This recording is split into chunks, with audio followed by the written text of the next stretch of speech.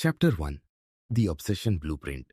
तुम्हें किसी लड़की के माइंड में जगह तभी मिलती है जब तुम उसके ब्रेन के उस हिस्से को एक्टिवेट कर पाते हो जो साइलेंस में भी तुम्हें रिप्ले करता है। अट्रैक्शन सरफेस पर बनती है, लेकिन ऑब्सेशन ब्रेन के डीप नेटवर्क्स में।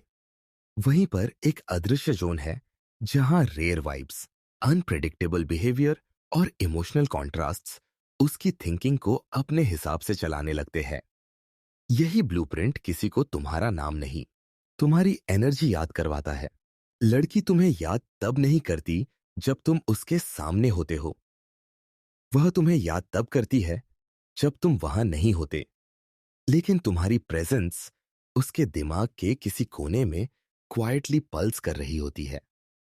ये वही जगह है जहां उसकी क्यूरियोसिटी तुमसे लड़ती है, उसके सवाल तुम्हें ढूंढते हैं और उसकी साइलेंस तुम्हारी एब्सेंस को डिकोड करने की कोशिश करती है। इस ब्लूप्रिंट की पहली कड़ी है रेयर एनर्जी।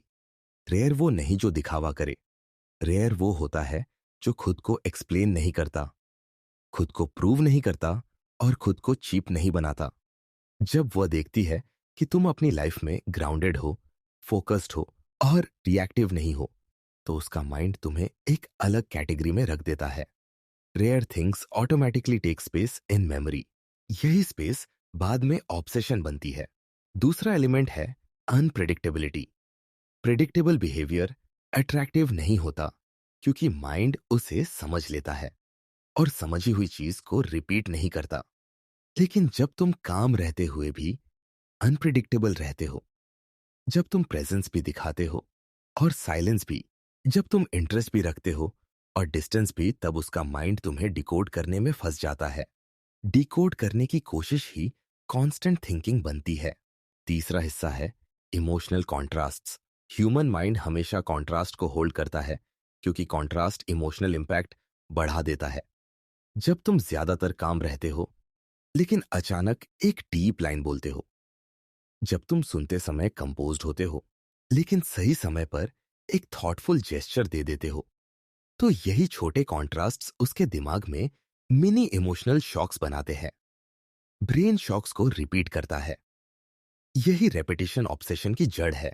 इस ब्लूप्रिंट का सबसे पावरफुल हिस्सा है कंट्रोल्ड प्रेजेंस।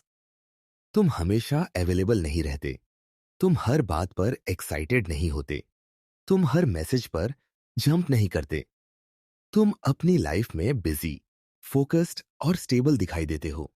यह स्टेबिलिटी उसके लिए रेयर बन जाती है। रेयर प्रेजेंस एक मेंटल हुक की तरह काम करती है। वो हुक माइंड में क्वाइटली फंस जाता है और फिर उसे निकालना खुद लड़की के लिए मुश्किल हो जाता है। आखिरी एलिमेंट है आइडेंटिटी गैप। आइडेंटिटी गैप का मतलब है तुम उसकी एक्सपेक्टेशन के हिसाब से सिंपल नहीं हो। उसमें कुछ ऐसा है जिसे वो समझ नहीं पाती, एक्सप्लेन नहीं कर पाती और लेबल नहीं कर पाती। तुम एक ओपन लूप पर्सनैलिटी बन जाते हो। ह्यूमन माइंड ओपन लूप्स को बंद किए बिना नहीं छोड़ता। जब तुम समझ में नहीं आते, तुम भुलाए नहीं जाते। ऑब्सेशन ब्लूप्रिंट कोई टैक्टिक नहीं है। यह एनर्जी, साइलेंस, डिसिप्लिन और अनप्रेडिक्टेबिलिटी का मिक्स है। तुम जितने रेयर बनते हो उतने डीप बनते हो, और जितने डीप बनते हो उतनी जल्दी किसी के माइंड में उतर जाते हो। यही ब्लूप्रिंट तुम्हें किसी लड़की के थॉट साइकिल का इनविजिबल सेंटर बना देता है। वह जब अकेली होगी तब तुम्हें सबसे ज्यादा याद करेगी। यही पहला चैप्टर उसके माइंड में तुम्हारी जगह बनाने का फाउंडेशन है। रेयर बनो, काम बनो, अनप्रिडिक्टेबल बनो और उसका माइंड खुद तुम्हें रिपीट करेगा। तुम शब्द कम बोलते हो, लेकिन तुम्हारी प्रेजेंस उसके दिमाग में सबसे लाउड बन जाती है। साइलेंट प्रेजेंस वो साइकोलॉजिकल पुल है जो तुम कुछ बोले बिना क्रिएट करते हो। यह वह फोर्स है जहां तुम उसके सामने शांत हो, लेकिन उसके माइंड में तूफान छोड़ जाते हो।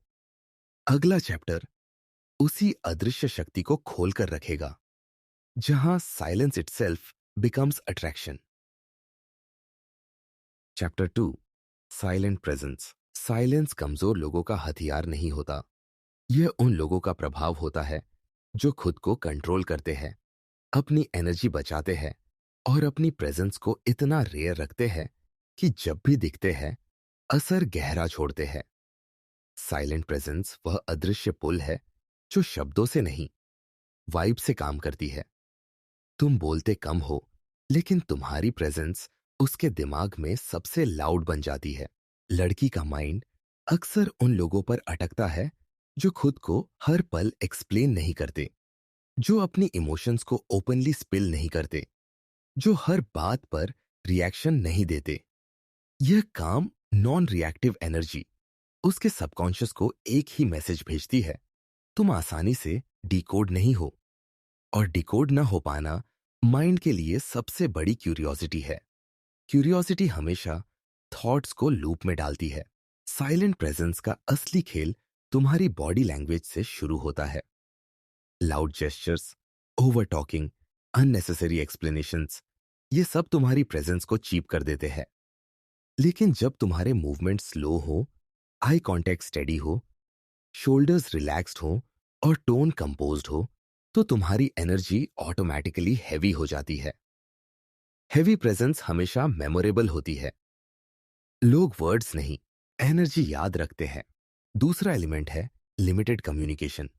जब तुम हर चीज पर एक्साइटेड होकर जंप नहीं करते, जब तुम हर जोक पर लाउडली नहीं हंसते, जब तुम हर बात पर इंस्टेंटली रिस्पॉन्ड नहीं करते, तो तुम्हारी नॉन रिएक्टिविटी एक इनविजिबल सीरियसनेस क्रिएट करती है। वो सीरियसनेस नहीं जो रिजिड हो, बल्कि वह जो ग्राउंडेड हो। यही ग्राउंडेड वाइब उसे इंटरनली पुल करती है। साइलेंट प्रेजेंस का तीसरा हिस्सा है सिलेक्टिव एक्सप्रेशन। तुम सब कुछ रिवील नहीं करते, तुम रैंडम स्टोरीज नहीं सुनाते, तुम अननेसेसरी डिटेल्स नहीं बताते। तुम अपनी लाइफ के बारे में उतना ही बोलते हो जितना जरूरी है। बाकी सब तुम्हारे काम एक्सप्रेशंस और शॉर्ट रिस्पॉन्सेज में छिपा रहता है। माइंड जितना कम जानता है, उतना ज्यादा सोचता है। यही कॉग्निटिव गैप उसके दिमाग में तुम्हारी जगह बनाता है। चौथा पॉइंट है इमोशनल डिसिप्लिन। जब वह किसी छोटी बात पर इरिटेटेड हो, कंफ्यूज्ड हो या ड्रामेटिक हो और तुम काम रहो, बैलेंस्ड जवाब दो और इमोशनल नॉइज में नहीं कूदो, तो तुम्हारी प्रेजेंस उसके लिए एक सेफ एनर्जी बन जाती है। सेफ एनर्जी हमेशा एडिक्टिव होती है। वह इंटरनली फील करती है कि तुम्हारे पास स्टेबिलिटी है, और स्टेबिलिटी रेयर है। रेयर प्रेजेंस हमेशा याद रहती है। अदगी साइलेंट प्रेजेंस का सबसे डीप हिस्सा है तुम फिजिकली कम दिखते हो, लेकिन मेंटली ज्यादा महसूस होते हो। तुम कांस्टेंट अवेलेबिलिटी नहीं देते, लेकिन जब भी तुम कनेक्ट करते हो, तुम्हारी वाइब इतनी कंपोज्ड और कंट्रोल्ड होती है कि वो मोमेंट उसको डीप इम्प्रिंट दे देता है। उसके बाद तुम्हारा गायब होना लाउड हो जाता है। माइंड लाउड एब्सेंस को हमेशा रिपीट रिपीट करता है। अंत में साइलेंट प्रेजेंस की असली ताकत यह है कि तुम चुप होकर भी उसके माइंड में सबसे स्ट्रांग वॉइस बन जाते हो। तुम्हारी साइलेंस उसकी क्यूरियोसिटी को एक्टिवेट करती है और उसकी क्यूरियोसिटी तुम्हारी प्रेजेंस को एम्पलीफाई करती है। यही वो साइकोलॉजिकल फोर्स है जो बिना एफर्ट के किसी लड़की को इंटरनली तुम्हारी ओर खींचती है। यह चैप्टर तुम्हें सिखाता है कि कभी कभी कहना नहीं, न कहना सबसे पावरफुल अट्रैक्शन होता है। मिस्ट्री वह फोर्स है जो माइंड को पकड़कर रखती है। तुम न पूरी तरह दिखते हो, न पूरी तरह छिपते हो। तुम एक्सप्लेन नहीं करते, बस रिवील करते हो, धीरे धीरे, लेयर्स में। अगला चैप्टर इस बात को खोलेगा कि मिस्ट्री कैसे किसी लड़की के माइंड में तुम्हें एक अनसॉल्व्ड पजल बना देती है और ह्यूमन माइंड पजल्स को कभी नहीं छोड़ता। Chapter 3, magnetic mystery. मिस्ट्री कोई एक्ट नहीं है, यह एक ऐसा साइकोलॉजिकल फील्ड है जिसे तुम अपने आसपास क्रिएट करते हो, जहां तुम न पूरी तरह दिखते हो, न पूरी तरह छिपते हो। तुम रिवील भी करते हो, लेकिन सिर्फ उतना जितना क्यूरियोसिटी पैदा कर दे। तुम ओपन भी होते हो, लेकिन उतना ही जितना इमोशनल डेप्थ का हिंट दे सके। यही इनकम्प्लीट क्लैरिटी उसके माइंड में एक परमानेंट सवाल छोड़े रखती है, ये आदमी वास्तव में कौन है? और यही सवाल तुम्हें नॉन स्टॉप उसके दिमाग में घूमने देता है। मैग्नेटिक मिस्ट्री का पहला स्तंभ है कंट्रोल्ड सेल्फ डिस्क्लोजर। बहुत से लड़के शुरू में ही अपनी पूरी स्टोरी खोल देते हैं। Emotions, insecurities, past, goals, everything.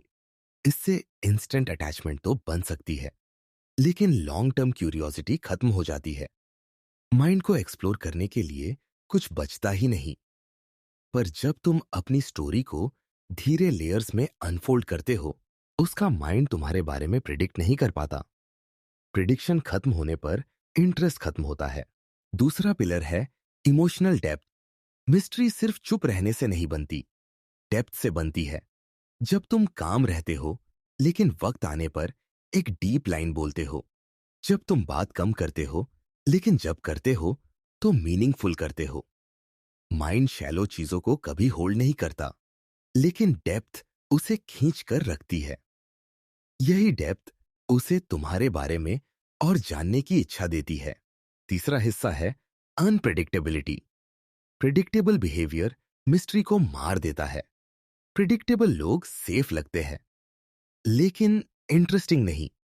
पर जब तुम काम रहकर भी अपनी वाइब में स्लाइट अनप्रेडिक्टेबिलिटी रखते हो, कभी डीप, कभी शॉर्ट, कभी वार्म, कभी न्यूट्रल, तो उसका माइंड तुम्हें डिकोड करने में फंस जाता है। डिकोडिंग की कोशिश ही मानसिक ऊर्जा खाती है, और वही एनर्जी तुम्हें बार बार उसकी थिंकिंग में पुश करती है। मिस्ट्री का चौथा आधार है बाउंड्रीज। बाउंड्रीज वाले लोग हमेशा रेयर लगते हैं, क्योंकि वो हर चीज को हाँ नहीं कहते। वो हर समय अवेलेबल नहीं रहते। वो अपनी एनर्जी रैंडम डायरेक्शंस में वेस्ट नहीं करते। जब वह देखती है कि तुम्हारे स्टैंडर्ड्स हाई हैं और तुम खुद को चीप नहीं बनाते, तो तुम्हारी पर्सनालिटी ऑटोमेटिकली एक हिडन वेट गेन कर लेती है। ये वेट ही मिस्ट्री का असली नंबर है। पांचवा पॉइंट है सिलेक्टिव वल्नरेबिलिटी। वल्नरेबिलिटी अट्रैक्टिव है, लेकिन ओवरडोज में वीकनेस बन जाती है। जब तुम सिर्फ कुछ चीजें रिवील करते हो, बस थोड़ी ऑनेस्टी, थोड़ा इमोशन, थोड़ा पर्सनल डेप्थ, तो माइंड तुम्हें समझने की कोशिश करता है। लेकिन जब तुम पूरी वल्नरेबिलिटी खोल देते हो, तो वो एफर्ट खत्म हो जाता है। मिस्ट्री वहीं रहती है जहां क्लैरिटी थोड़ी कमी में हो। छठा एलिमेंट है कंट्रोल्ड अटेंशन। जब तुम सेलेक्टिव अटेंशन देते हो, एक सही जगह दिया हुआ कॉम्प्लीमेंट, एक सही समय का आई कांटेक्ट, एक थॉटफुल रिस्पॉन्स, तो ये रेयर जेस्चर्स उसके दिमाग में एम्फसाइज हो जाते हैं। रेयर जेस्चर्स हमेशा डीप इंप्रेशन बनाते हैं, और डीप इंप्रेशंस हमेशा रिपीटेड थॉट्स पैदा करते हैं। सातवां पॉइंट है यूनिक लाइफस्टाइल क्यूज। रेयर लोग रेयर हैबिट्स रखते हैं। Disciplined routine, unusual hobbies, sharp goals, different perspectives. जब तुम ऐसी चीजों की हिंट्स सर्टली दिखाते हो, तो वह नेचुरली वंडर करती है कि तुम्हारी दुनिया कैसी है। ये वंडर ही मिस्ट्री बनती है। माइंड वंडर पर रिपीट होता है। मिस्ट्री का सार यही है कि तुम कभी फुली उपलब्ध नहीं होते। तुम पूरी तरह रिवील नहीं होते। तुम प्रिडिक्टेबल नहीं होते। तुम ऑर्डिनरी नहीं होते। तुम एफर्टलेसली अलग होते हो। उसका माइंड जितनी क्लैरिटी ढूंढता है, उतना ही तुम्हें रिपीट करता है। मैग्नेटिक मिस्ट्री तुम्हें एक टॉपिक नहीं बनाती, ये तुम्हें एक पजल बनाती है। और पजल्स माइंड को तब तक नहीं छोड़ते जब तक वो सॉल्व्ड न हो जाए।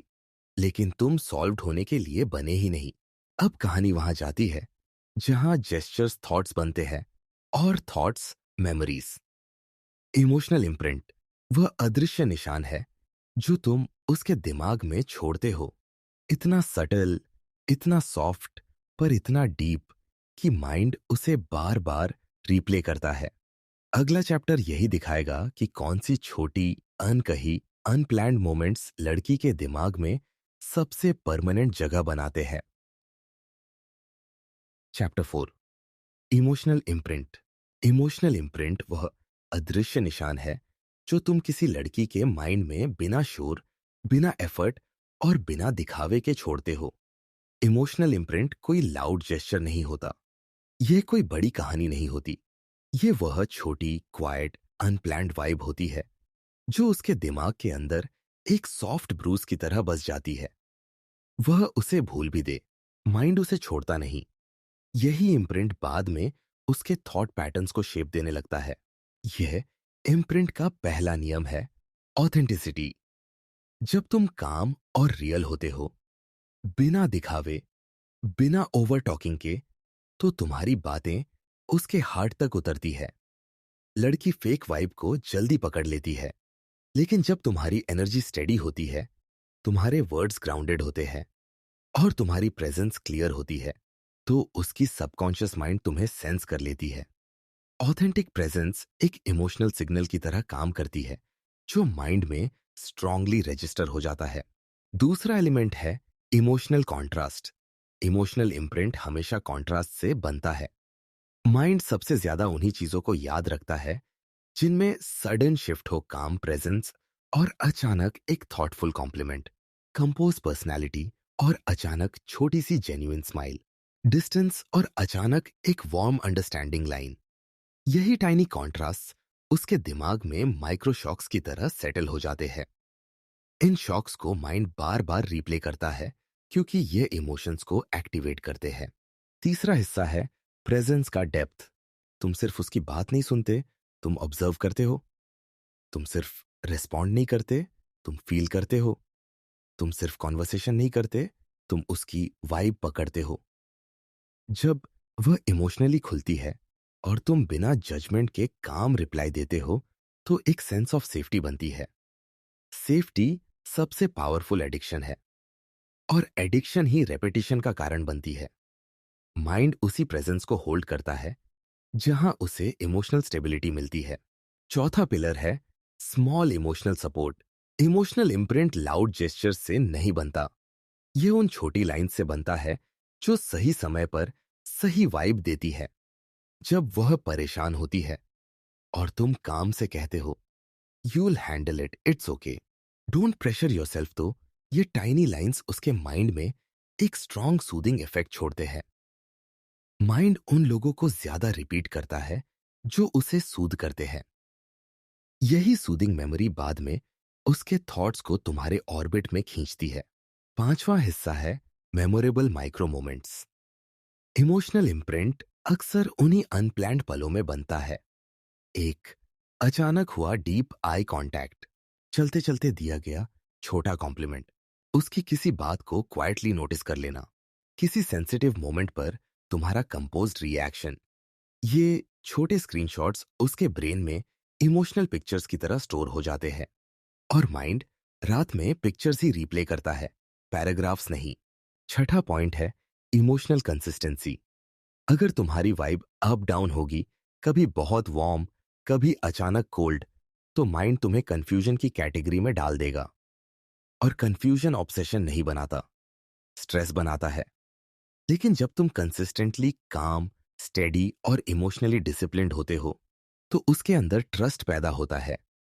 ट्रस्ट सबसे डीप इमोशनल इम्प्रिंट बनाता है, क्योंकि माइंड उन्हीं लोगों पर रिटर्न करता है जिनसे उसे इमोशनल सेफ्टी मिलती है। सातवां एलिमेंट है इमोशनल इंडिपेंडेंस।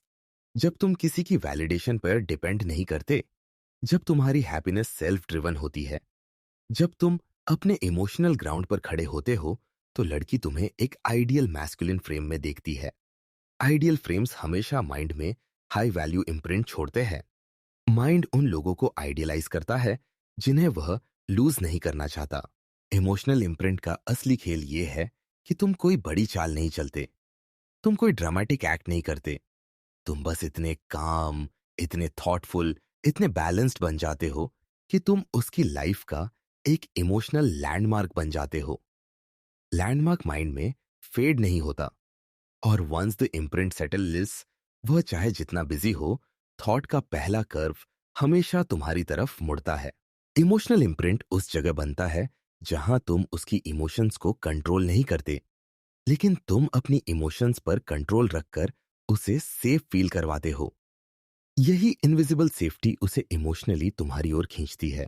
अब कहानी उस सबसे डेंजरस साइकोलॉजिकल इफेक्ट पर जाती है, जब तुम कुछ एक्स्ट्रा किए बिना भी उसकी नजर में रेयर, हाई वैल्यू और वर्थ थिंकिंग बन जाते हो। वैल्यू पैराडॉक्स वह गेम है जिसमें तुम जितने डिटैच्ड होते हो, उतने डिजायर्ड हो जाते हो। अगला चैप्टर बताएगा कि कैसे सेल्फ वर्थ, स्केर्सिटी और फर्म बाउंड्रीज किसी लड़की को तुम्हारे बारे में सोचने पर मजबूर कर देते हैं, even if she tries not to. Chapter 5, the value paradox. Value paradox वह साइकोलॉजिकल इफेक्ट है जिसमें तुम बाहर से बिल्कुल नॉर्मल दिखते हो, लेकिन उसके माइंड में तुम्हारी वैल्यू अचानक कई गुना बढ़ जाती है। यह पैराडॉक्स इसलिए काम करता है क्योंकि ह्यूमन साइकोलॉजी किसी चीज को उतनी ही इंपॉर्टेंस देती है जितना उसे पाना मुश्किल हो। इजी अवेलेबिलिटी माइंड को रिलैक्स कर देती है। रिलैक्स्ड माइंड किसी पर ऑब्सेस नहीं करता, लेकिन कंट्रोल्ड अवेलेबिलिटी, बाउंड्रीज और सेल्फ वर्थ माइंड को अलर्ट कर देते हैं। अलर्ट माइंड हमेशा अटैच होता है। यही पैराडॉक्स तुम्हें उसकी सोच में बार बार पुश करता है। इस पैराडॉक्स का पहला आधार है सेल्फ वर्थ। सेल्फ वर्थ शब्द नहीं, वाइब होती है। जब तुम खुद को रेस्पेक्ट करते हो, अपनी बाउंड्रीज क्लियर रखते हो और अपनी लाइफ को प्रायोरिटी देते हो, तो यह एनर्जी सामने वाले को ऑटोमेटिकली फील होती है। लड़की इंस्टेंटली डिफरेंशिएट कर लेती है कि कौन अपनी आइडेंटिटी पर खड़ा है और कौन अप्रूवल पर। माइंड उन लोगों की ओर नेचुरली अट्रैक्ट होता है जिनकी प्रेजेंस स्टेडी और ग्राउंडेड होती है। स्टेबिलिटी रेयर है और रेयर थिंग्स माइंड में होल्ड होती है। दूसरा हिस्सा है सेलेक्टिव अवेलेबिलिटी। अवेलेबिलिटी का मतलब ये नहीं कि तुम रूड बनो या ईगो दिखाओ। इसका मतलब ये है कि तुम्हारी प्रेजेंस एक रिदम पर चलती है। तुम हर टाइम रेडी नहीं बैठे रहते। तुम हर मैसेज का इमीडिएट स्लेव रिस्पॉन्स नहीं देते। तुम अपनी लाइफ और गोल्स के बीच उसकी प्रेजेंस को एडजस्ट करते हो। यह रिदम उसके माइंड में क्यूरियोसिटी एक्टिवेट कर देती है। माइंड उसी प्रेजेंस की तरफ खींचता है जिसे वह फुली प्रिडिक्ट नहीं कर पाता। तीसरा एलिमेंट है decision making power. Value paradox तब स्ट्रॉन्गेस्ट बनता है जब तुम अपनी लाइफ के डिसीजंस कॉन्फिडेंटली लेते हो, चाहे छोटी बात हो या बड़ी। तुम अप्रूवल नहीं मांगते, तुम इमोशनल डिपेंडेंसी नहीं दिखाते। कॉन्फिडेंट डिसीजन मेकर्स रेयर होते हैं और रेयर लोग ऑटोमेटिकली हायर वैल्यू कैटेगरी में आते हैं। उसका माइंड सबकॉन्शियसली तुम्हारी प्रेजेंस को लीडर फ्रेम की तरह रजिस्टर करता है। लीडर फ्रेम हमेशा मेमोरेबल होता है। चौथा पॉइंट है एक्सपेक्टेशन कंट्रोल। लो वैल्यू लोग छोटी बातों पर ओवर रिएक्ट करते हैं। रिप्लाई डिले हो जाए, मूड ऑफ हो जाए, अटेंशन कम मिल जाए। लेकिन हाई वैल्यू एनर्जी में ऑपरेटिंग व्यक्ति समझता है कि हर चीज उसकी इच्छा से नहीं चलती। जब तुम छोटी बातों में इनसिक्योर नहीं होते, रिएक्ट नहीं करते और कंपोज्ड रहते हो, तो तुम्हारी मैच्योरिटी उसकी नजर में तुम्हें रेयर बना देती है। रेयर पर्सनैलिटी ही रियल वैल्यू क्रिएट करती है। पांचवा पिलर है investment imbalance reversal. Human mind उसी चीज की वैल्यू बढ़ाता है जिसमें उसने खुद इन्वेस्टमेंट किया हो। अगर शुरुआत में तुम ही ज्यादा एफर्ट करो, लंबे मैसेजेस भेजो, बार बार कॉल करो, लगातार कॉम्प्लीमेंट करते रहो, तो उसका माइंड तुम्हें ग्रांटेड मान लेता है। लेकिन जब तुम थोड़े पीछे हटते हो और अलाउ करते हो कि वह भी तुम्हें अंडरस्टैंड करने, रीच करने और एंगेज करने में एफर्ट करे, तो उसकी इन्वेस्टमेंट बढ़ती है। इन्वेस्टमेंट बढ़ने पर वैल्यू ऑटोमेटिकली बढ़ जाती है। छठा हिस्सा है सोशल प्रूफ। वैल्यू पैराडॉक्स तब और डीप हो जाता है जब तुम्हारी लाइफ स्ट्रक्चर्ड हो। Friends, goals, hobbies, discipline, growth, ये सब चीजें दिखाती है कि तुम एक कंप्लीट इंडिविजुअल हो। माइंड उन लोगों को हाई वैल्यू रजिस्टर करता है जिन्हें दुनिया की जरूरत नहीं होती, बल्कि जिनके पास अपनी खुद की वर्ल्ड होती है। ये वर्ल्ड तुम्हारी वैल्यू मल्टीप्लाई कर देती है और वह खुद को तुम्हारे ऑर्बिट में अट्रैक्ट महसूस करती है। सातवां और सबसे पावरफुल एलिमेंट है नॉन रिएक्टिविटी। जब तुम स्मॉल सिचुएशंस में इमोशनली स्टेबल रहते हो, चाहे वो रिप्लाई डिले हो, मिसकम्युनिकेशन हो या उसके मूड स्विंग्स, तो उसकी सबकॉन्शियस माइंड तुम्हें इमोशनली स्ट्रांग कैटेगरी में डाल देती है। इमोशनल स्ट्रेंथ रेयर है। रेयर चीजें याद रहती है। माइंड उन्हीं फेसेस और एनर्जीज को रिपीट करता है जो उसे सेफ, स्टेबल और कंट्रोल्ड लगते हैं। वैल्यू पैराडॉक्स का एसेंस सिंपल है।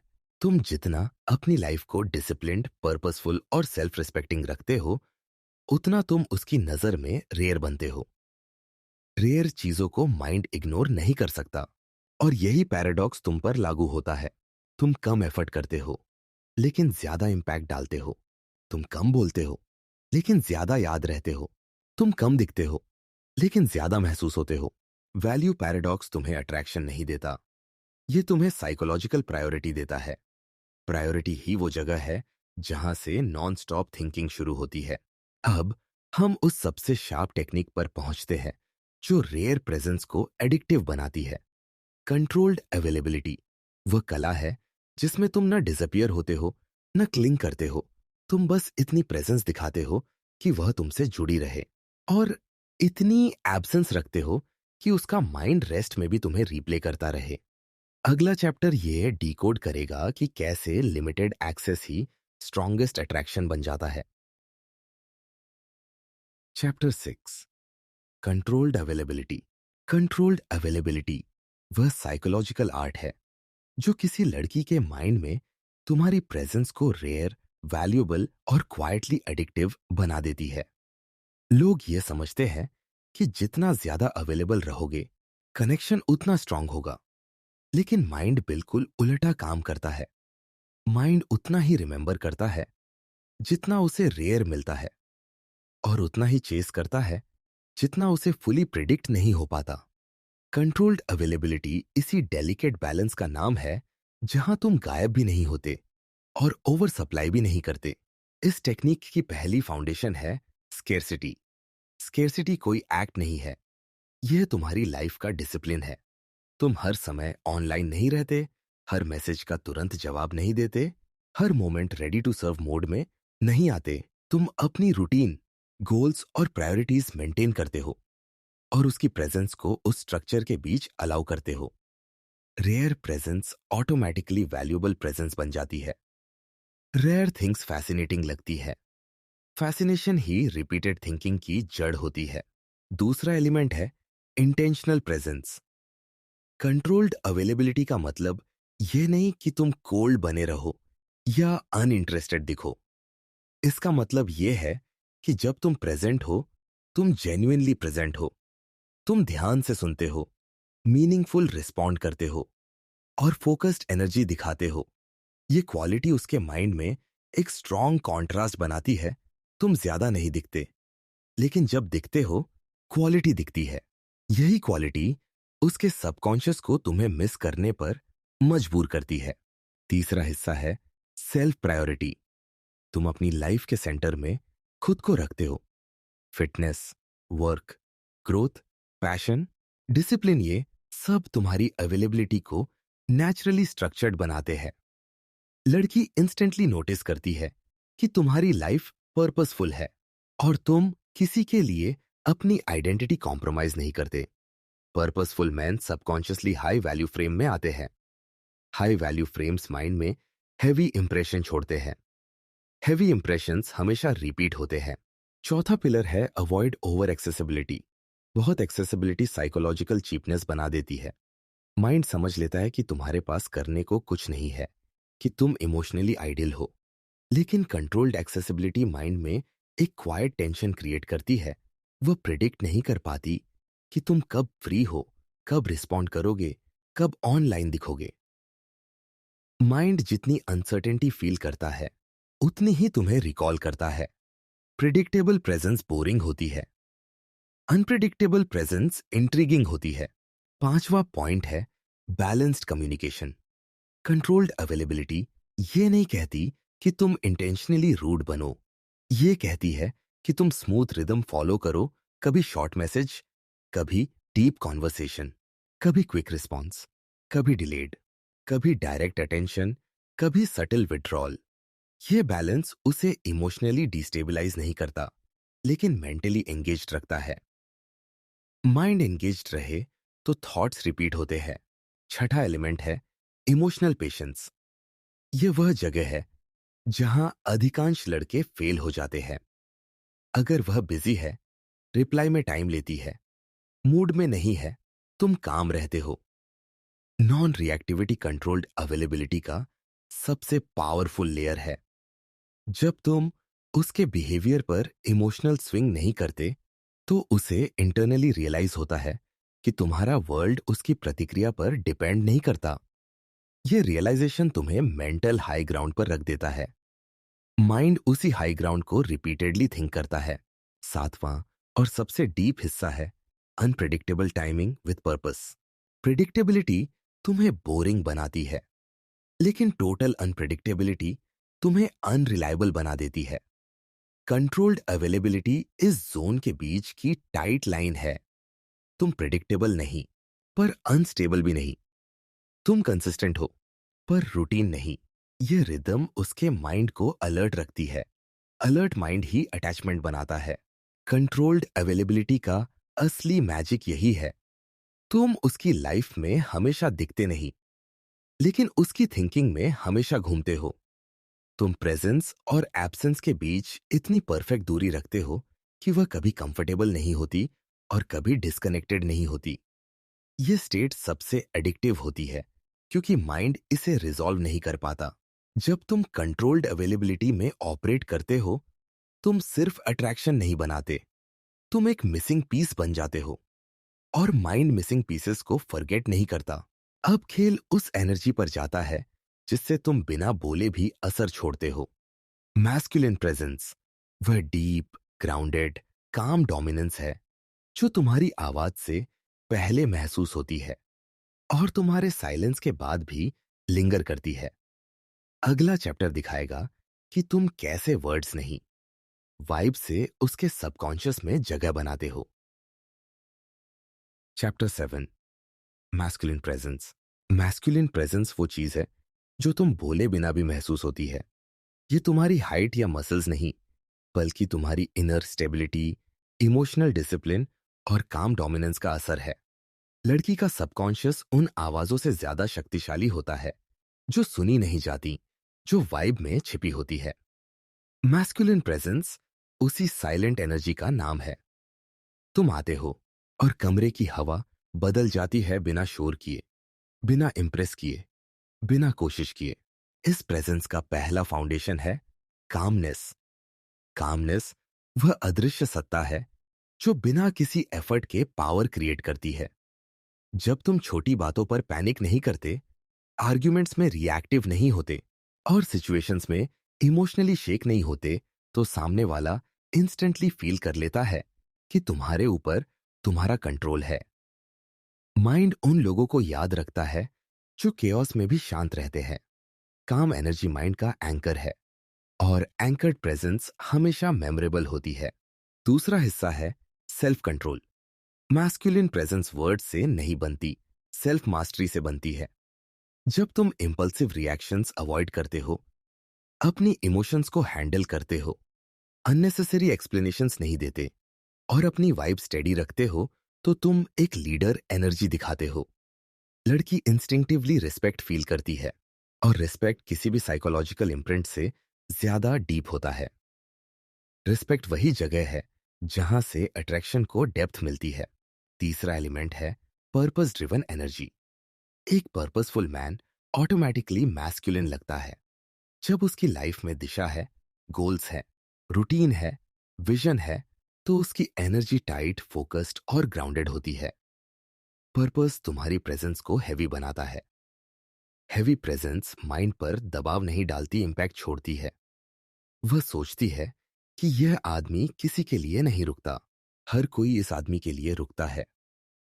यही परसेप्शन तुमको उसकी अनकॉन्शियस प्रायोरिटी बना देता है। चौथा पिलर है बॉडी लैंग्वेज का स्टिलनेस। मैस्कुलिन प्रेजेंस बिना लाउड जेस्चर्स और ओवर टॉकिंग के बनती है। Slow movements, steady eye contact, relax shoulders, काम ब्रीदिंग, ये सब सिग्नल्स एक ही मैसेज देते हैं, स्टेबिलिटी। स्टेबिलिटी फेमिनिन माइंड के लिए सबसे रेयर इमोशनल मैग्नेट है। उसके लिए काम मैस्कुलिनिटी सिर्फ अट्रैक्टिव नहीं, कंफर्टिंग होती है। कंफर्ट हमेशा अटैचमेंट पैदा करता है। पांचवा हिस्सा है इमोशनल इंडिपेंडेंस। मैस्कुलिन प्रेजेंस तब स्ट्रॉन्गेस्ट होती है जब तुम्हारी इमोशंस किसी दूसरे के अटेंशन पर डिपेंडेंट नहीं होती। जब तुम क्लिंग नहीं करते, नीडी नहीं बनते, वैलिडेशन नहीं मांगते, तुम एक सेल्फ सफिशिएंट वाइब बन जाते हो। Self sufficient energy subconsciously high value frame बनाती है। लड़की महसूस करती है कि तुम उसके साथ हो, लेकिन उसके ऊपर डिपेंड नहीं हो। डिपेंडेंस अट्रैक्शन को किल करती है, इंडिपेंडेंस अट्रैक्शन को सॉलिड करती है। छठा एलिमेंट है बाउंड्रीज। बाउंड्रीज मैस्कुलिन प्रेजेंस का बैकबोन है। जब तुम क्लैरिटी रखते हो कि तुम क्या एक्सेप्ट करोगे और क्या नहीं, जब तुम अपनी एनर्जी प्रोटेक्ट करते हो, अपनी टाइम की वैल्यू जानते हो और हर चीज के लिए यस नहीं कहते तो तुम्हारी पर्सनैलिटी रेयर महसूस होती है। रेयर पीपल मिस्ट्री बनाते हैं। मिस्ट्री हमेशा माइंड में स्पेस लेती है। बाउंड्रीज तुम्हें प्रिडिक्टेबल नहीं, रिस्पेक्टेबल बनाती है। सातवां और सबसे डीप हिस्सा है कंसिस्टेंसी। मैस्कुलिन प्रेजेंस कोई टेम्पररी एक्ट नहीं, बल्कि एक स्टेडी पैटर्न है। तुम हर सिचुएशन में कंपोज्ड रहते हो। तुम मूड स्विंग से ड्रिवन नहीं होते। तुम इमोशनल टर्बुलेंस में भी कंट्रोल्ड रहते हो। कंसिस्टेंट वाइब लड़की के सबकॉन्शियस में सेफ्टी क्रिएट करती है। सेफ्टी वह जगह है जहां माइंड बार बार लौटता है। सेफ्टी ही वो इनविजिबल बॉन्ड है जिसकी वजह से तो उसका माइंड तुम्हारे बारे में रिपीटेडली सोचता है। मैस्कुलिन प्रेजेंस का असली रहस्य यही है। तुम शोर नहीं करते, तुम एक्सप्लेन नहीं करते, तुम चेस नहीं करते, तुम बस एग्जिस्ट करते हो, एक काम, ग्राउंडेड, अनशेकेबल एनर्जी की तरह। वह एनर्जी खुद ब खुद उसके सबकॉन्शियस में उतर जाती है, और एक बार जब वह उतर गई तो माइंड उसे इग्नोर नहीं कर पाता। मैस्कुलिन प्रेजेंस तुम्हें अट्रैक्टिव नहीं बनाती, ये तुम्हें अनफॉरगेटेबल बना देती है। अब खेल वहां पहुंचता है जहां तुम अपनी पर्सनैलिटी को एक सिंगल टोन में नहीं, मल्टीपल लेयर्स में रिवील करते हो। साइकोलॉजिकल कॉन्ट्रास्ट वो इनविजिबल डिजाइन है जिसमें तुम कभी काम, कभी वार्म, कभी सीरियस, कभी प्लेफुल, कभी अटेंटिव, कभी डिस्टेंट होते हो। यही कॉन्ट्रास्ट उसके माइंड को तुम्हारे पैटर्न को समझने नहीं देता, और यही कंफ्यूजन उसे तुम्हें बार बार सोचने पर मजबूर करता है। अगला चैप्टर इसी मल्टी डायमेंशनल इफेक्ट को खोलेगा। Chapter 8, psychological contrast. Psychological contrast वह अदृश्य डिजाइन है जो किसी लड़की के माइंड में तुम्हारी प्रेजेंस को सिंगल लेयर नहीं, मल्टी लेयर बना देता है। माइंड सबसे ज्यादा उन्हीं लोगों पर अटकता है जिनके भीतर कॉन्ट्रास्ट होता है। कामनेस और वार्मथ, सीरियसनेस और प्लेफुलनेस, अटेंशन और डिस्टेंस। जब तुम्हारी पर्सनैलिटी एक ही फ्रेम में फिट नहीं होती, माइंड तुम्हें डिकोड नहीं कर पाता, और जो डिकोड नहीं होता वही याद रहता है। कॉन्ट्रास्ट का पहला फाउंडेशन है कामनेस और वार्मथ का बैलेंस। अगर तुम हमेशा काम रहोगे तो तुम कोल्ड लगने लगते हो, और अगर तुम हर वक्त वार्मथ दिखाओगे तो तुम प्रिडिक्टेबल बन जाओगे। लेकिन जब तुम ज्यादातर समय कंपोज्ड रहते हो और सही पल पर एक थॉटफुल कॉम्प्लीमेंट, एक हल्की मुस्कान या एक ऑनेस्ट एक्नॉलेजमेंट देते हो, वो मोमेंट्स उसके माइंड में सर्ज की तरह सेटल हो जाते हैं। कॉन्ट्रास्ट्स ब्रेन में इमोशनल स्पाइक्स बनाते हैं, और स्पाइक्स ही थॉट्स को लूप में बदलते हैं। दूसरा हिस्सा है सीरियसनेस और प्लेफुलनेस की duality. Mind single tone personalities को जल्दी कैटेगराइज कर लेता है, और कैटेगराइज होने के बाद इंटरेस्ट खत्म हो जाता है। लेकिन जब तुम डीप कॉन्वर्सेशंस में सीरियस, मैच्योर और ग्राउंडेड होते हो, और कैजुअल मोमेंट्स में रिलैक्स्ड, सटल और लाइटली प्लेफुल होते हो, तो माइंड तुम्हें डिफाइन नहीं कर पाता। डिफिनिशन की कमी क्यूरियोसिटी को ट्रिगर करती है। क्यूरियोसिटी ही नॉन स्टॉप थिंकिंग का असली ईंधन है। तीसरा एलिमेंट है अटेंशन और डिटैचमेंट का कॉन्ट्रास्ट। अगर तुम नॉन स्टॉप अटेंशन देते रहोगे तो तुम नॉर्मल बन जाओगे, लेकिन अगर तुम हमेशा डिटैच्ड रहोगे तो तुम इनएक्सेसिबल लगने लगते हो। साइकोलॉजिकल कॉन्ट्रास्ट इस बीच का परफेक्ट रेशियो है, जहां तुम अटेंटिव हो लेकिन सिलेक्टिवली, जहां तुम कॉन्वर्जेशन में एंगेज्ड होते हो लेकिन ओवर अवेलेबल नहीं, जहां तुम केयर दिखाते हो लेकिन चेज नहीं करते। ये बैलेंस लड़की के दिमाग में स्पेस बनाता है। उस स्पेस में वही लोग रहते हैं जिनकी प्रेजेंस कमी और मौजूदगी दोनों इफेक्ट्स क्रिएट करती है। चौथा पिलर है मैस्कुलिन सीरियसनेस और सटल ह्यूमर का मिक्स। सीरियसनेस तुम्हारी डेप्थ को दिखाती है और ह्यूमर तुम्हारी कंफर्ट को। डेप्थ रिस्पेक्ट बनाती है, कंफर्ट कनेक्शन। जब ये दोनों साथ चलते हैं तो तुम्हारी पर्सनैलिटी मल्टी डायमेंशनल लगती है। माइंड मल्टी डायमेंशनल लोगों को एक ही कैटेगरी में नहीं डाल पाता और यही कंफ्यूजन उसके सबकॉन्शियस को बार बार वापस तुम्हारी तरफ खींचती है। पांचवा पॉइंट है predictability versus subtle unpredictability. Predictability boredom बनाती है क्योंकि माइंड जान चुका होता है कि अगला स्टेप क्या होगा। लेकिन if you become totally unpredictable, trust टूटता है। साइकोलॉजिकल कॉन्ट्रास्ट ये नहीं चाहता। ये चाहता है कि तुम्हारी वाइब ग्राउंडेड हो लेकिन थोड़ा अनप्रिडिक्टेबिलिटी का स्पार्क हो सभी डीप मैसेज, कभी शॉर्ट रिप्लाई, कभी काम टोन, कभी थॉटफुल साइलेंस। ये स्लाइट वेरिएशंस उसकी अटेंशन को तुम्हारी ओर खींचे रखते हैं। छठा एलिमेंट है इमोशनल स्ट्रेंथ और इमोशनल सॉफ्टनेस का बैलेंस। इमोशनल स्ट्रेंथ वह क्षमता है जिससे तुम रिएक्शंस पर कंट्रोल रखते हो। तुम पैनिक नहीं करते, ड्रामा में नहीं कूदते, ईगो में नहीं फंसते। इमोशनल सॉफ्टनेस वह लेयर है जिससे तुम अंडरस्टैंडिंग दिखाते हो, उसकी फीलिंग्स को वैलिडेट करते हो, उसके एक्सपीरियंसेस को क्वाइटली एक्नॉलेज करते हो। स्ट्रेंथ अट्रैक्शन बनाती है, सॉफ्टनेस अटैचमेंट। कॉन्ट्रास्ट दोनों को जोड़ता है और यही जॉइंट उसके माइंड में तुम्हें कांस्टेंट थॉट बना देता है। सातवां और सबसे डीप हिस्सा है एम्बिशन और प्रेजेंस का कॉन्ट्रास्ट। तुम अपनी लाइफ में गोल्स, डिसिप्लिन और पर्पस के साथ आगे बढ़ रहे हो, वो तुम्हारी एम्बिशन को फील करती है। लेकिन उसी समय जब तुम उसके साथ हो, तुम फुली प्रेजेंट होते हो, बिना डिस्ट्रैक्शन, बिना हरी। एम्बिशन उसे इंस्पायर करती है, प्रेजेंस उसे स्पेशल फील करवाती है। यह कॉन्ट्रास्ट एक इमोशनल एंड साइकोलॉजिकल इम्प्रिंट छोड़ता है जिसे उसका माइंड बार बार रिप्ले करता है। आठवां पार्ट है साइलेंस और एक्सप्रेशन का परफेक्ट ब्लेंड। साइलेंस तुम्हारी डेप्थ को दिखाता है, एक्सप्रेशन तुम्हारी ह्यूमैनिटी को। जब तुम ज्यादातर शांत रहते हो लेकिन वक्त आने पर एक डीप लाइन, एक थॉटफुल ऑब्जर्वेशन या एक वार्म कमेंट देते हो तो वो एक शार्प इमोशनल हाइलाइट की तरह हिट करता है। माइंड हाइलाइट्स को रिपीट करता है और रेपिटेशन ही ऑब्सेशन बनती है। साइकोलॉजिकल कॉन्ट्रास्ट तुम्हें कंफ्यूजिंग नहीं बनाता, तुम्हें कंपेलिंग बनाता है। ये तुम्हारी पर्सनैलिटी को प्रिडिक्टेबल नहीं, डायनेमिक बनाता है। माइंड डायनेमिक पैटर्न्स पर अटकता है। वह तुम्हें समझना चाहता है, डिकोड करना चाहता है, डिफाइन करना चाहता है, बट इट कांट। यही असमर्थता उसे तुम्हें बार बार सोचने पर मजबूर करती है। कॉन्ट्रास्ट वह शैडो है जो तुम्हारी प्रेजेंस को ऑर्डिनरी नहीं रहने देता। कॉन्ट्रास्ट वह स्पार्क है जो तुम्हें अनफर्गेटेबल बना देता है। अब खेल वहां जाता है जहां तुम एफर्ट नहीं करते, लेकिन उसका माइंड खुद ब खुद तुम्हारी ओर लौटता रहता है। अटेंशन लूप वह साइकोलॉजिकल साइकिल है जिसमें क्यूरियोसिटी, इमोशन और मेमोरी मिलकर एक क्लोज्ड सर्किट बनाते हैं। अगला चैप्टर बताएगा कि कैसे तुम बोले बिना उसके दिमाग में अपने ही थॉट्स को ट्रिगर कर सकते हो, बार बार, लगातार और गहराई से।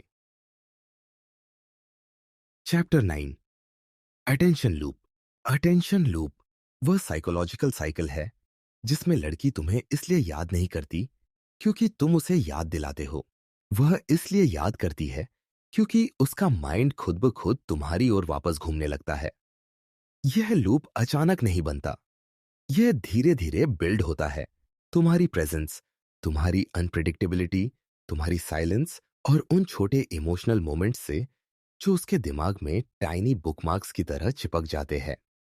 एक बार यह लूप एक्टिवेट हो गया तो तुम्हें कुछ करने की जरूरत नहीं पड़ती, उसका माइंड खुद तुम्हें रीप्ले करता है। इस लूप का पहला स्तंभ है अनप्रिडिक्टेबल एंगेजमेंट। माइंड हमेशा उन्हीं चीजों पर रिपीट होता है जो प्रिडिक्टेबल नहीं होती। अगर तुम हर बार एक ही तरीके से रिप्लाई करो, एक ही टोन रखो, एक ही पैटर्न फॉलो करो, तो माइंड तुम्हें कैटेगराइज कर देता है। कैटेगराइज चीजें बोरिंग बन जाती है। लेकिन जब तुम्हारी स्टाइल में स्लाइट अनप्रेडिक्टेबिलिटी होती है, कभी डीप, कभी शॉर्ट, कभी वार्म, कभी काम, कभी फास्ट रिस्पॉन्स, कभी डिलेड, तो उसका माइंड हर बार तुम्हारी वाइब को डिकोड करने की कोशिश करता है। डिकोडिंग की जरूरत ही लूप की शुरुआत है। दूसरा हिस्सा है ओपन लूप्स क्रिएट करना। ओपन लूप्स वो मोमेंट्स होते हैं जो अधूरे लगते हैं। तुम कोई कॉम्प्लीमेंट देते हो, लेकिन उसे ओवर एक्सप्लेन नहीं करते। तुम कोई सटल लाइन बोलते हो, लेकिन उसका हिडन मीनिंग क्लियर नहीं करते। तुम कोई इमोशनल जेस्चर दिखाते हो, लेकिन उसकी वजह नहीं बताते। माइंड ओपन लूप्स को बंद किए बिना छोड़ नहीं सकता। वह बार बार उस थॉट पर लौटता है। जितना ज्यादा उसका माइंड उन ओपन लूप्स को क्लोज करने की कोशिश करता है, उतने ज्यादा तुम उसके थॉट्स में एम्बेडेड हो जाते हो। तीसरा एलिमेंट है emotional anchors. Emotional anchors micro moments होते हैं। एक डीप आई कांटेक्ट, एक काम प्रतिक्रिया, एक जेन्युइन हंसी, एक सॉफ्ट कॉम्प्लीमेंट। ये मोमेंट्स उसके ब्रेन में इमोशनल स्नैपशॉट्स की तरह स्टोर हो जाते हैं। और माइंड स्नैपशॉट्स को रैंडम टाइम्स पर रीप्ले करता रहता है, चलते हुए, सोने से पहले, अकेले बैठे हुए, या किसी सिमिलर फीलिंग के समय। इमोशनल एंकर्स वह इनविजिबल ग्लू है जो लूप को स्थायी बनाते हैं। चौथा पिलर है micro presence. Micro presence physical presence नहीं होती, यह एक सटल इम्प्रिंट होती है। कभी एक शॉर्ट लेकिन डीप मैसेज, कभी एक काम टोन, कभी एक इंटेंशनल साइलेंस, कभी एक थॉटफुल रिप्लाई।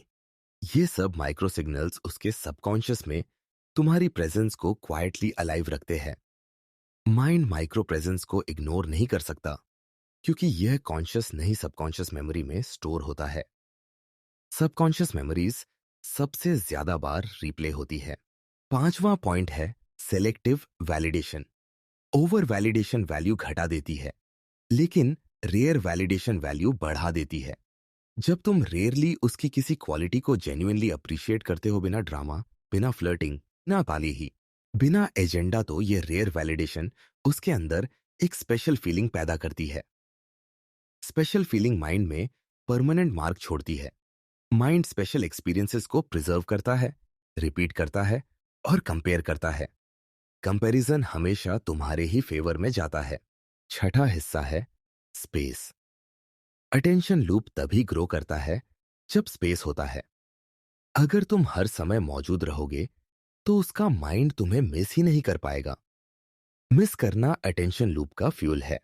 जब तुम थोड़ा डिसअपियर होते हो, focused on your life, grounded in your routine, तो उसका माइंड नेचुरली खाली स्पेसेस में वही चीज रिकॉल करता है जिसने उसके अंदर स्ट्रॉन्गेस्ट इंप्रेशंस छोड़े हैं।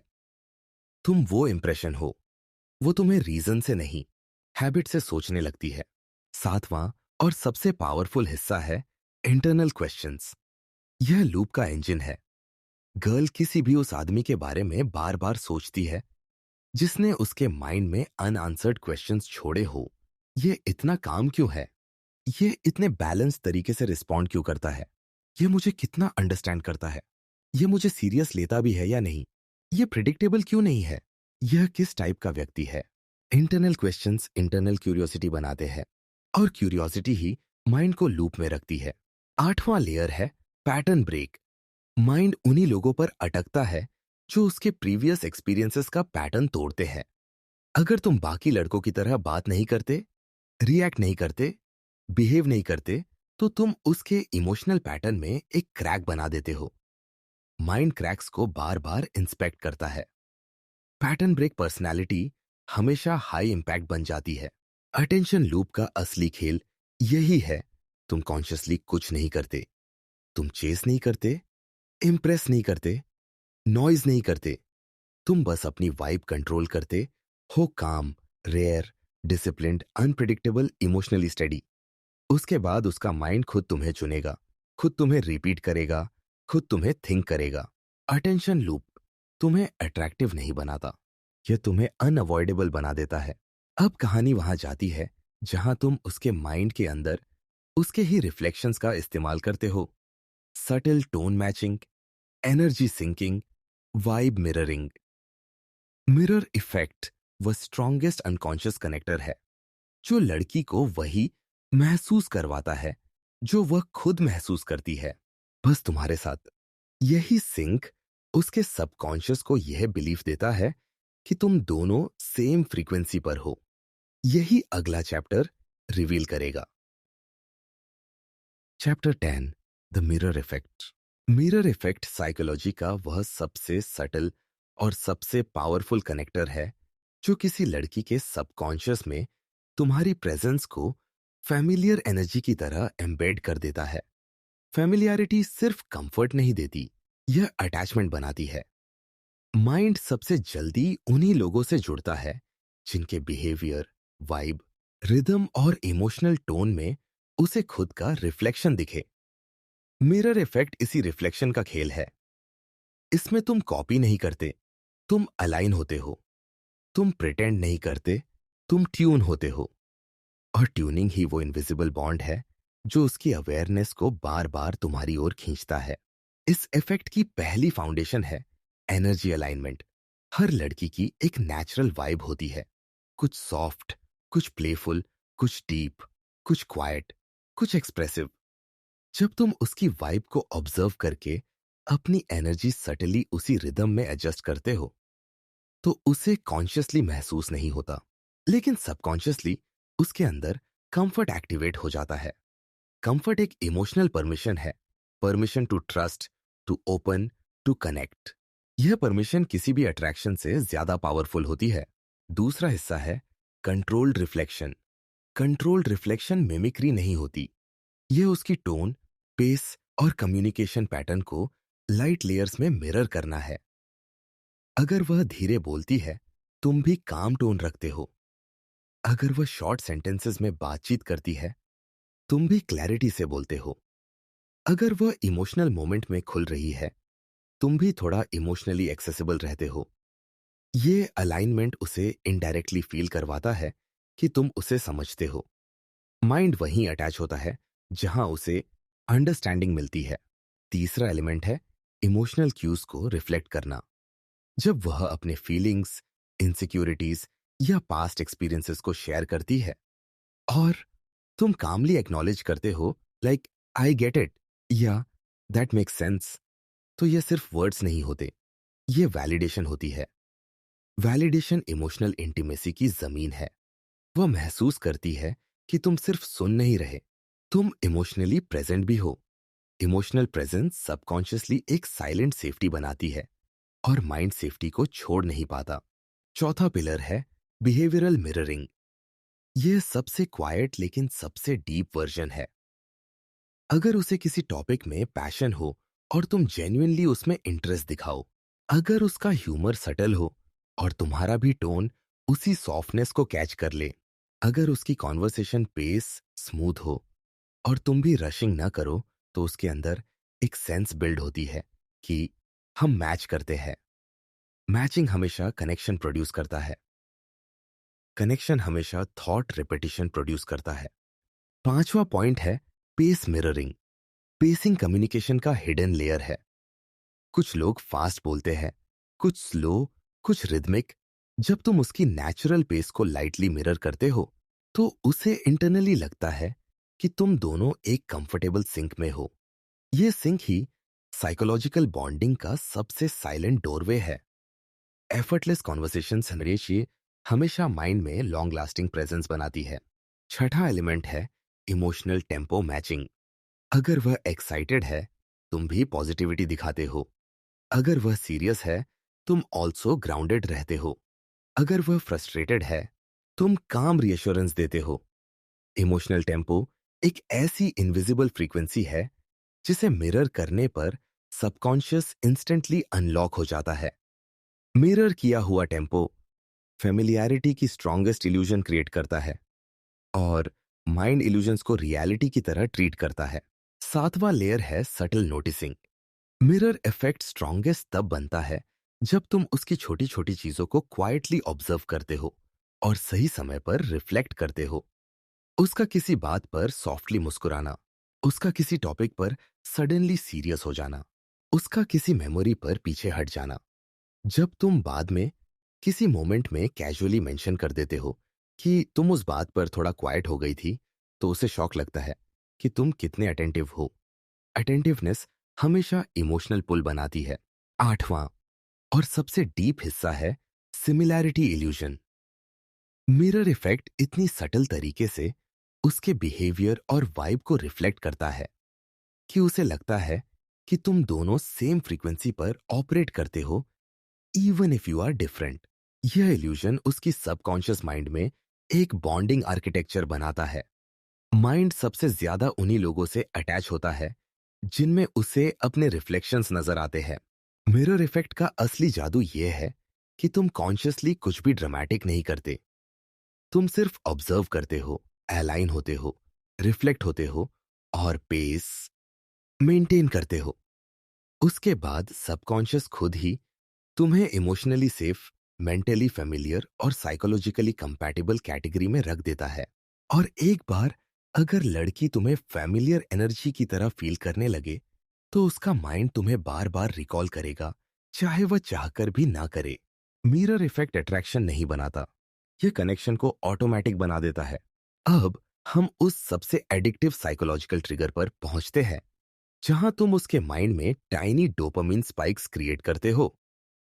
डोपामिन हुक वह इनविजिबल केमिकल लूप है जिसमें तुम रेयर एक्साइटमेंट, वार्म अनप्रिडिक्टेबिलिटी और मीनिंगफुल माइक्रो मोमेंट्स से उसके ब्रेन को रिवॉर्ड देना शुरू करते हो।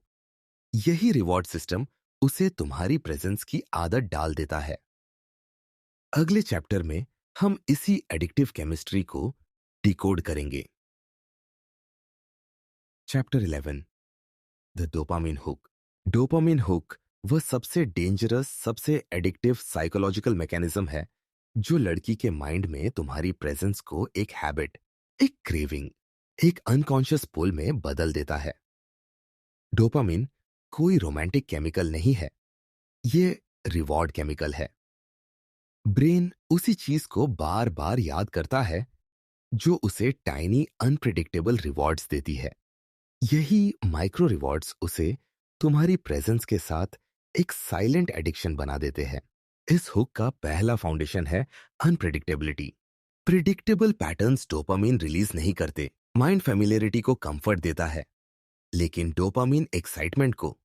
जब तुम अपनी वाइब में सटल अनप्रिडिक्टेबिलिटी रखते हो, कभी डीप रिस्पॉन्स, कभी शॉर्ट, कभी वार्म जेस्चर, कभी काम साइलेंस, कभी क्विक एंगेजमेंट, कभी डिलेड प्रेजेंस, तो उसका ब्रेन हर बार एंटिसिपेट करता है, गेस करता है, प्रिडिक्ट करने की कोशिश करता है। प्रिडिक्शन एफर्ट डोपामिन को एक्टिवेट करता है, गेसिंग ही क्रेविंग बनती है। दूसरा हिस्सा है माइक्रो रिवॉर्ड्स। डोपामिन स्पाइक्स बड़े जेस्चर से नहीं आते, ये छोटे अनदेखे, अनप्लैन्ड और सटल रिवॉर्ड से आते हैं।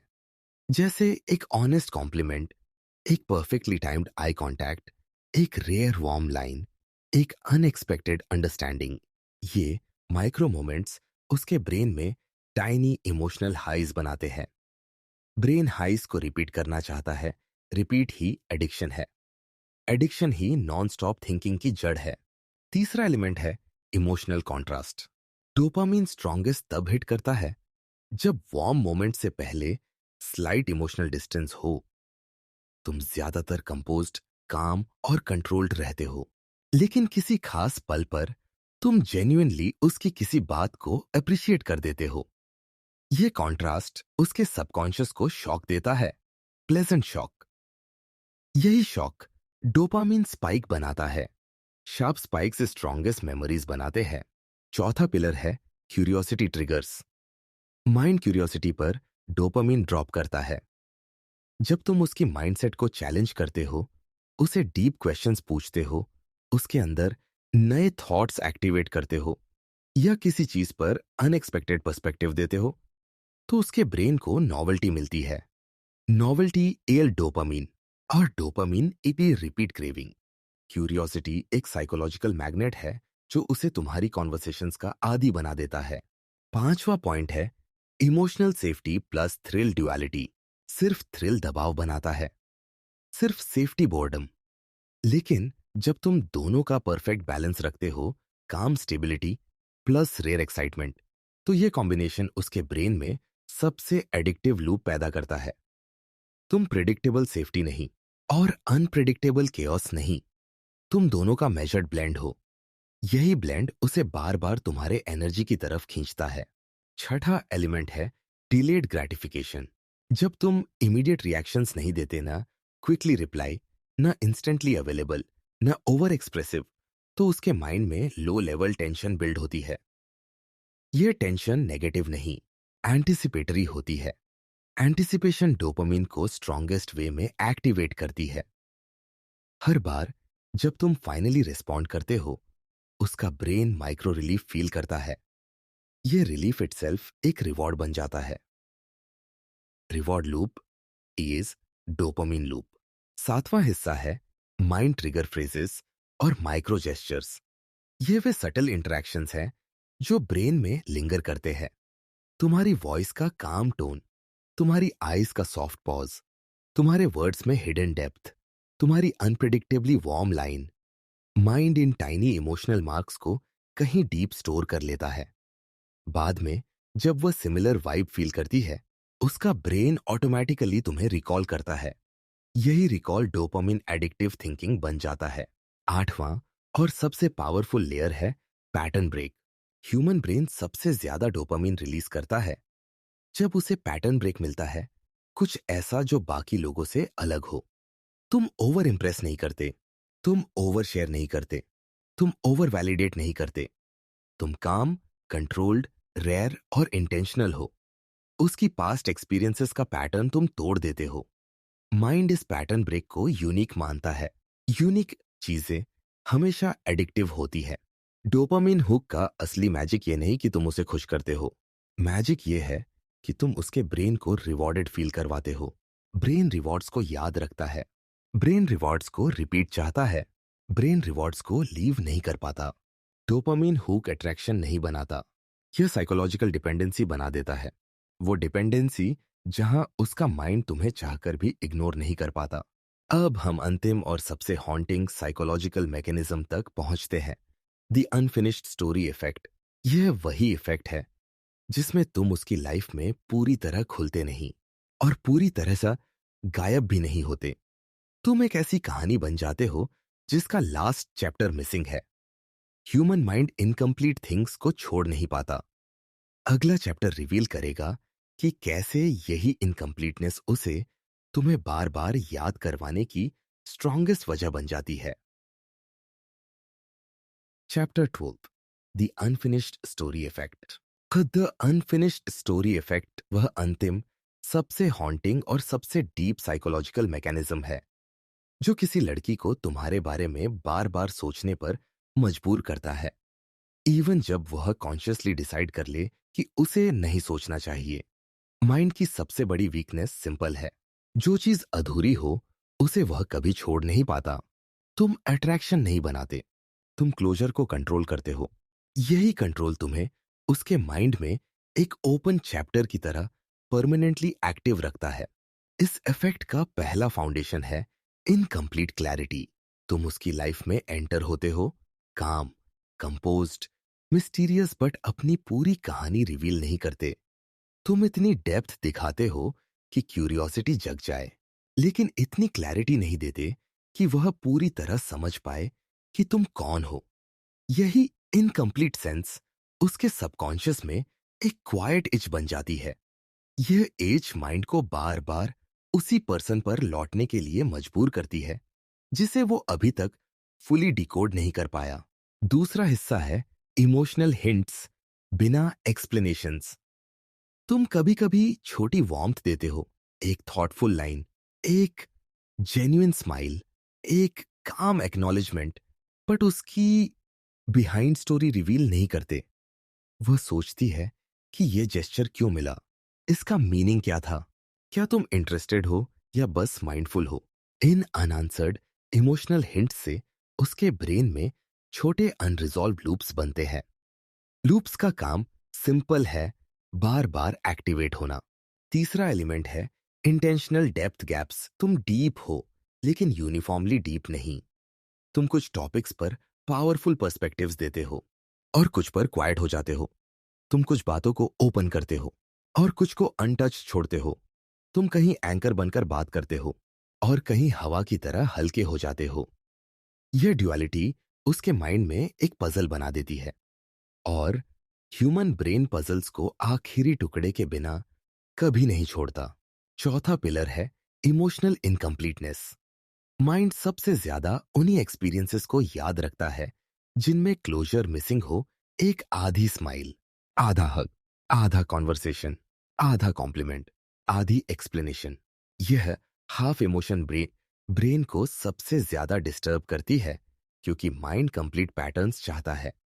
तुम उसे कंप्लीट इमोशन नहीं देते, बस उसकी एज दिखाते हो। यही एज उसे तुमसे इमोशनली टाइड रखती है। पांचवा पॉइंट है कंट्रोल डिस्टेंस।